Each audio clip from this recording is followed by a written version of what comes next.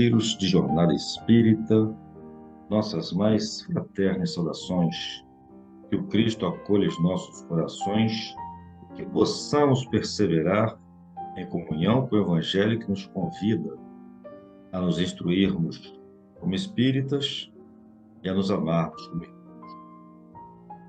Eu sou o Celito e este é mais um projeto da União Espírita Cristã Amor e Verdade.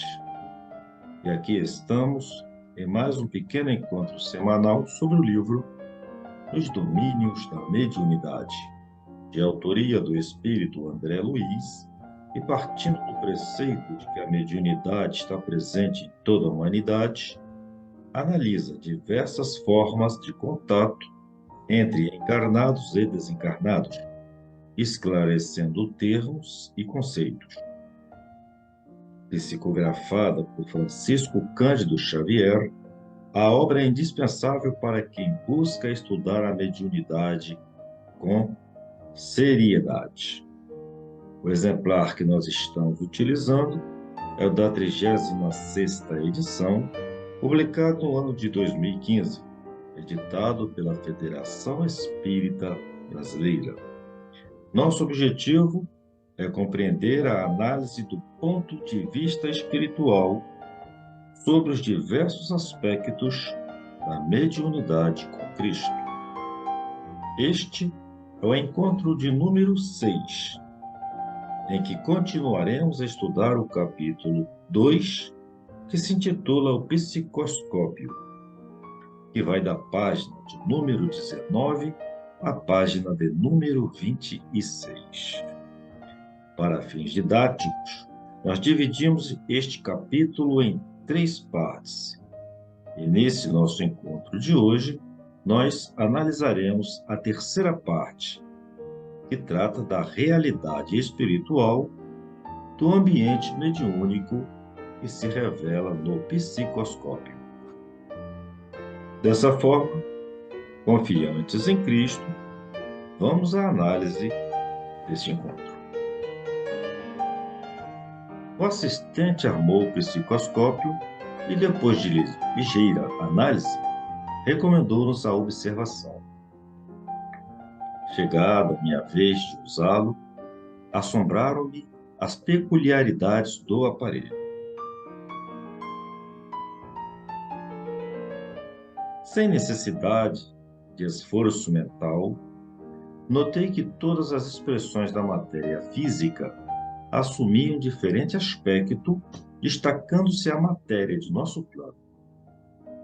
Teto, paredes e objetos de uso corriqueiro revelavam-se formados de correntes de força a emitirem baixa claridade. Toda aquela energia que nós falamos, que flui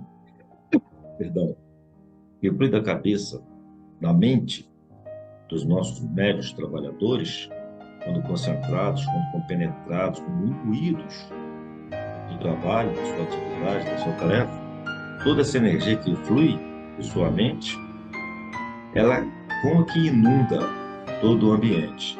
Então, os materiais que estão ao redor dos trabalhadores parece que se embebedam dessa energia, né? É como se eles também estivessem emitindo essa energia. Na verdade, estão apenas refletindo. Mas eles se inundam, se contaminam dessa energia positiva que flui da cabeça dos trabalhadores quando trabalhando em sintonia.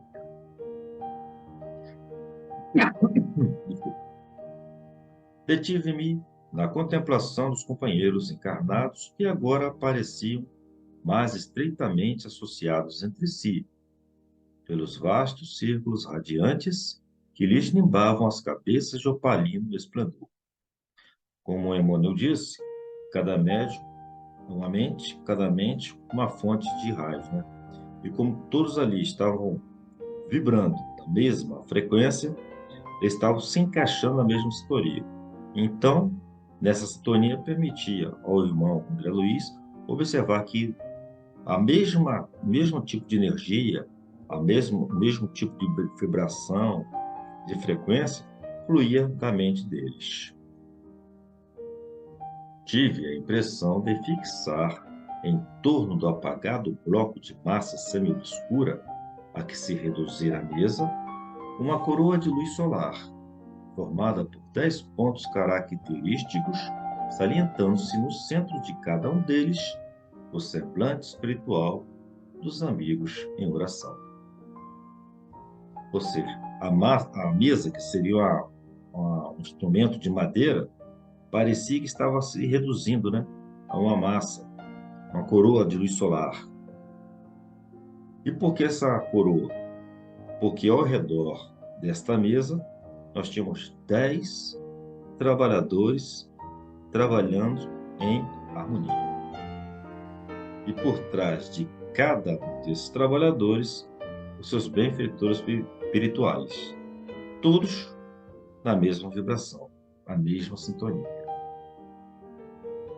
Desse colar de focos dourados, alongava-se extensa faixa de luz violeta e parecia contida numa outra faixa de luz alaranjada, a espraiar-se em tonalidades diversas e, de momento, não pude identificar, de vez que a minha atenção estava presa ao círculo dos rostos fulgurantes, visivelmente unidos entre si, à maneira de 10 pequeninos sóis emanados uns aos outros. Reparei que sobre cada um deles se ostentava uma auréola de raios quase verticais, fulgentes e móveis, quais se fossem diminutas antenas de ouro fumegante. Vejam o tamanho da força que estava na vibração desses irmãos. Sobre essas coroas que se particularizavam de companheiro a companheiro, caía do alto abundantes jogos de luminosidade estelar, que, tocando as cabeças ali irmanadas, pareciam suaves correntes de força a se transformarem em pétalas microscópicas, que se acendiam e apagavam, em miríades de forças delicadas e caprichosas, gravitando por momentos ao redor dos cérebros em que se produziam, quais satélites de vida breve, em torno das fontes vitais que lhes davam origem.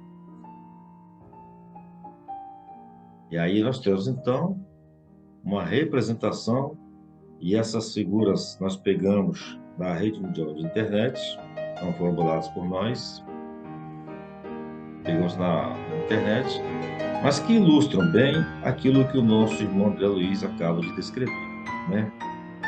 A energia. Aqui está o nosso irmão Wallace abrindo o aparelho, né? O episcópio, o psicoscópio.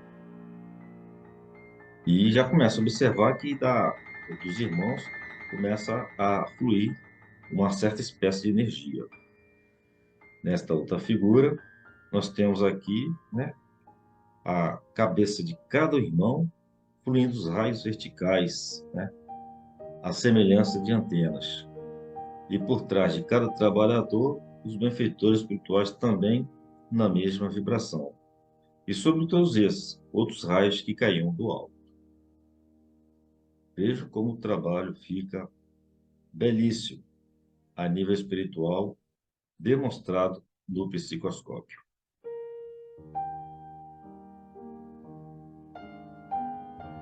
Prosseguindo. Custodiando a assembleia, permaneciam os mentores espirituais presentes, cada qual irradiando a luz que lhe era própria. Admirado, porém, com os irmãos da esfera física, a se revelarem tão afins na onda brilhante em que se reuniam, perguntei entusiástico: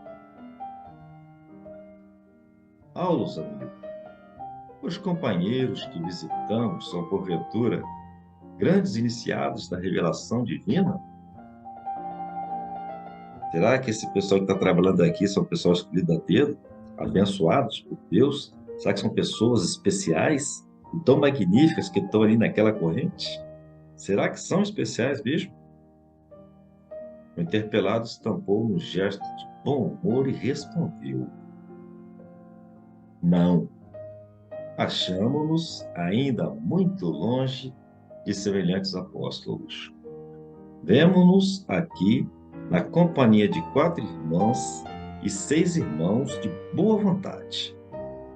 Naturalmente, são pessoas comuns. Comem, bebem, vestem-se e apresentam-se na terra sob o aspecto vulgar de outras criaturas do ramerrão carnal. Ou seja, aqueles médios não são pessoas especiais porque foram agraciados pela bênção divina. São pessoas especiais porque se dedicam com seriedade ao trabalho da mediunidade com Cristo.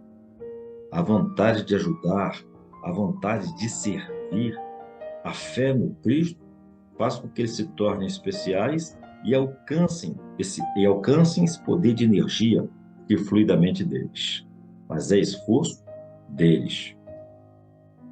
Um outro detalhe muito gostoso, muito interessante que eu observei aqui, foi que o próprio Aulus se coloca entre eles. Porque ele não fala, não, aqueles irmãos são assim. Ele fala, nós somos assim. Nós nos achamos muito longe dos apóstolos. Então, ele se coloca naquele enquadramento daqueles trabalhadores. Ou seja, ele se coloca na responsabilidade de fazer parte da equipe também. No entanto, trazem a mente voltada para os ideais superiores da fé ativa, a expressar-se em amor pelos semelhantes. Procuram disciplinar-se, exercitam a renúncia, cultivam a bondade constante e, por intermédio do esforço próprio no bem e no estudo nobremente conduzido, adquiriram elevado teor de radiação mental. Ou seja, toda aquela energia é tão somente resultado, conquista do esforço de cada um deles. E aqui a gente aproveita para chamar a atenção daquelas características que todos os trabalhadores, notadamente na seara mediúnica, devem procurar conquistar, devem procurar desenvolver através do estudo e da dedicação.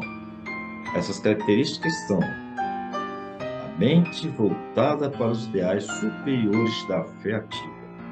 Nós não estamos na mediunidade para resolver as nossas curiosidades, nem simplesmente para achar que é um passatempo. A mediunidade com Cristo, a mediunidade na doutrina espírita, ela tem princípios e tem objetivos claros e nobres. E nós devemos voltar a nossa fé, a nossa mente, para esses ideais superiores da fé ativa, que estão sempre relacionadas ao Evangelho do Cristo. Uma outra característica é o amor pelos semelhantes. Quando nós estamos na mesa mediúnica, nós não estamos trabalhando, não devemos colocar que estamos trabalhando com espíritos sofredores, com espíritos coitadinhos, com irmãozinhos, não. São nossos semelhantes. São irmãos que ainda estão a caminho do aperfeiçoamento. Alguns em mais, outros em menor sofrimento. Alguns em maior, outros em menor sofrimento. Mas são nossos irmãos. Não são coitadinhos, não são inimigos, não são adversários. São irmãos que necessitam tanto de Cristo quanto nós estamos necessitados. Então, temos que ter esse amor pelos nossos semelhantes. Os espíritos são nossos semelhantes. Outra característica, disciplina. Quanto mais disciplina, mais magnífico, mais digno o trabalho fica. Se a gente tem um rio caudaloso, deixa ele à vontade, a gente não aproveita nada. Mas se a gente disciplina, coloca ele no corredor e faz ele passar por uma turbina, daquele rio a gente produz a energia elétrica, pela disciplina que foi dada ao rio. Então, a mesma coisa nós dentro da mediúnica.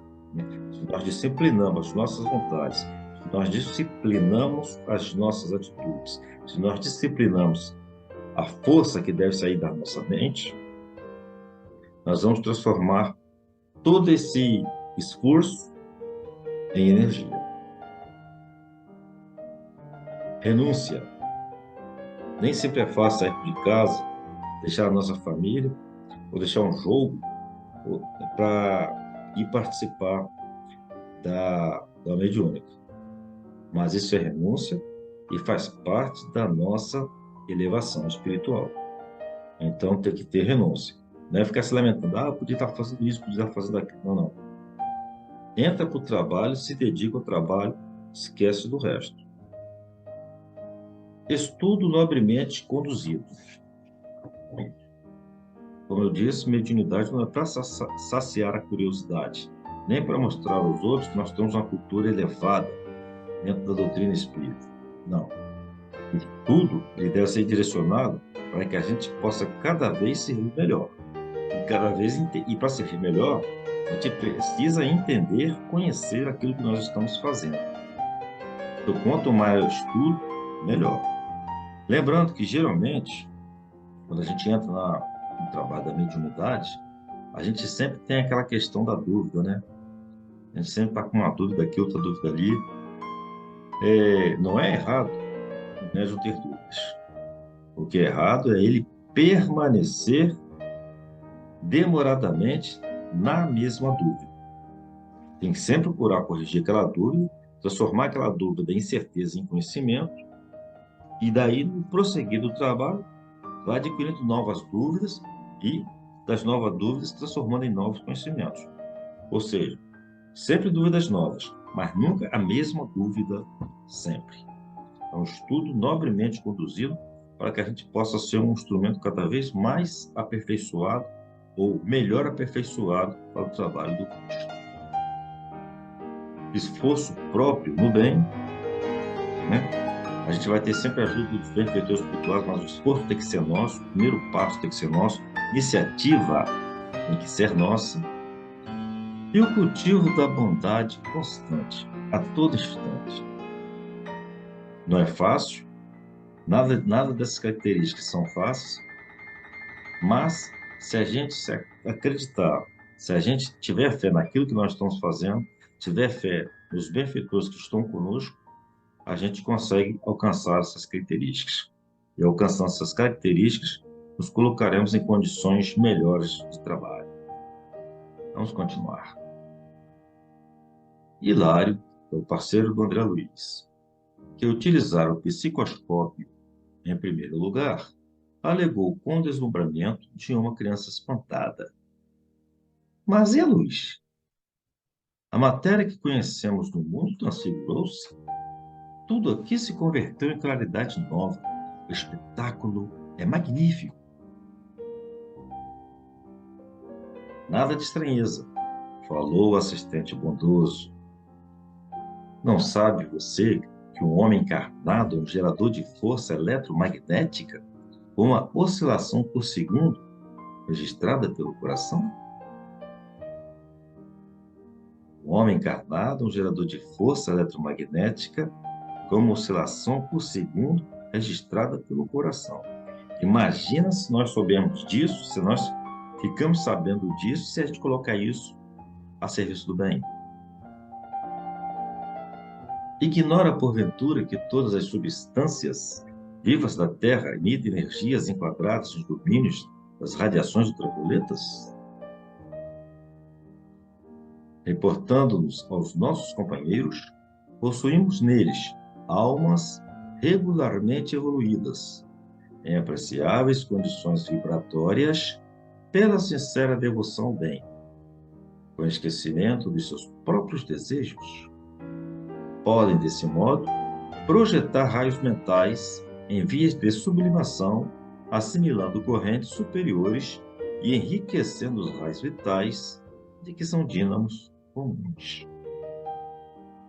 Pessoas comuns, dedicadas ao trabalho, que adquiriram, pela sua dedicação, pelo seu estudo, pelo seu amor ao trabalho, esse poder de emitir esses raios tão sublimados que, inclusive, conseguem harmonizar todo o ambiente com esse poder da mente deles. Aí nós temos mais uma vez a corrente, a vibração que é emitida pelos trabalhadores, né? Unida, unidas ao dos benfeitores espirituais, formando uma só corrente do trabalho do bem.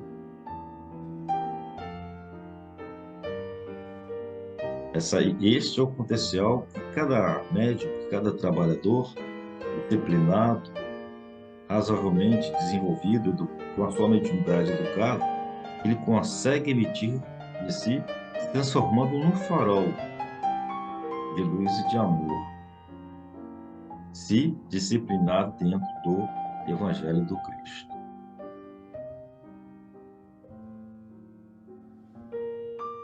E imagine se esses raios, quando esses raios são utilizados para o bem, com toda a educação, com toda a instrumentação que a doutrina espírita nos concede, para que a gente possa atuar com Cristo.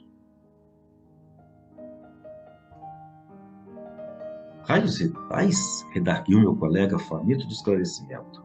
Sim, para maior limpidez da definição, chamemos-lhes raios ectoplásmicos, unindo nossos apontamentos à nomenclatura dos espiritistas modernos.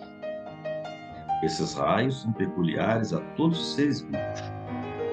É com eles que a lagarta realiza suas complicadas demonstrações de metamorfose e é ainda na base deles que se efetuam todos os processos de materialização mediúnica, porquanto os sensitivos encarnados que os favorecem libertam essas energias com mais facilidade. Todas as criaturas, porém, guardam-nas consigo, emitindo-as em frequência que varia em cada uma, de conformidade com as tarefas que o plano de vida lhes assinala. E o otimista acrescentou: o estudo da mediunidade repousa nos alicerces da mente com o seu prodigioso campo de radiações. A ciência dos raios imprimirá, em breve, grande renovação em setores culturais do mundo. Aguardemos o porvir. Em seguida, Aulus convidou-nos à inspeção mais direta e acompanhamos-lo alegremente. Então é isso. Ele faz toda a exploração da visão que o psicoscópio permite, né, do lado espiritual, sobre um trabalho que é feito com dignidade, que é exercido com amor e disciplina pelos trabalhadores de uma casa espírita, quando estes procuram trabalhar dentro do Evangelho do Cristo, quando estes procuram trabalhar com Cristo no coração. Então, meus irmãos, é isso. Chegamos ao final do nosso estudo deste encontro. Se vocês gostaram, peço que divulguem, peço que compartilhem, que enviem críticas, que enviem sugestões e que nos ajude a aprimorar o nosso estudo. Eu fico por aqui e aguardo vocês no próximo encontro em que estudaremos o capítulo 3, Equipagem Mediúnica. Fiquem todos com Deus e não se esqueçam: o homem encarnado é um gerador de força eletromagnética com uma oscilação por segundo, registrada pelo coração. Que o Cristo nos abençoe.